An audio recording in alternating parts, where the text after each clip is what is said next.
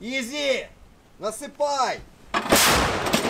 3 বছরের বেশি সময় ধরে চলমান রাশিয়া ইউক্রেন যুদ্ধ বন্ধের কোনো আভাস তো নেই, বরং আরও বেশি তীব্র হচ্ছে লড়াই।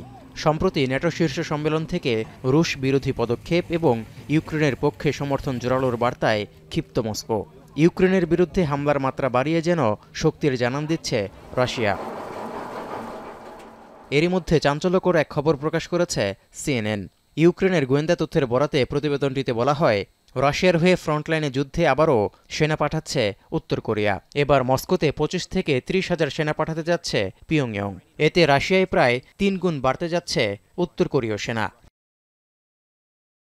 এর আগে 2024 সালের নভেম্বরে উত্তর কোরিয়ার প্রায় 11,000 সেনা রাশিয়ায় পাঠানো হয়েছিল, যারা রাশিয়ার কুর্স্ক অঞ্চলে ইউক্রেনীয় হামলা ঠেকাতে সহায়তা করেছিলেন। পরে ইউক্রেনীয় ও পশ্চিমা গোয়েন্দা সূত্রের তথ্য জানায়, এর মধ্যে প্রায় 4,000 উত্তর কোরীয় সেনা হতাহতের শিকার হয়েছেন।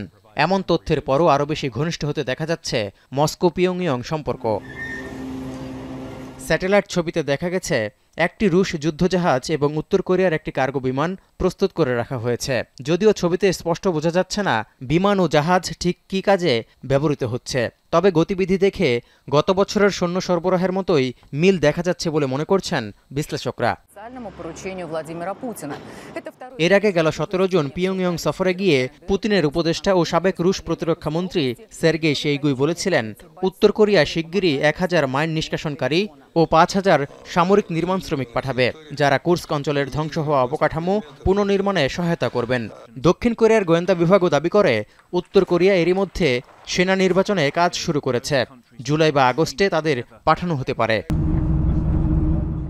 এমন পরিস্থিতিতে উত্তর কোরিয়ায় নতুন করে বিপুল সংখ্যক সেনা পাঠানোর খবরে বাড়ছে রাশিয়া ইউক্রেন যুদ্ধ উত্তেজনা। জাতিসংঘের 11টি দেশের একটি যৌথ প্রতিবেদনের তথ্য বলছে, 2024 সালেই মস্কোতে অন্তত 100টি ব্যালিস্টিক ক্ষেপণাস্ত্র ও 90 লাখ আর্টিলারি শেল সরবরাহ করেছে পিয়ংইয়ং।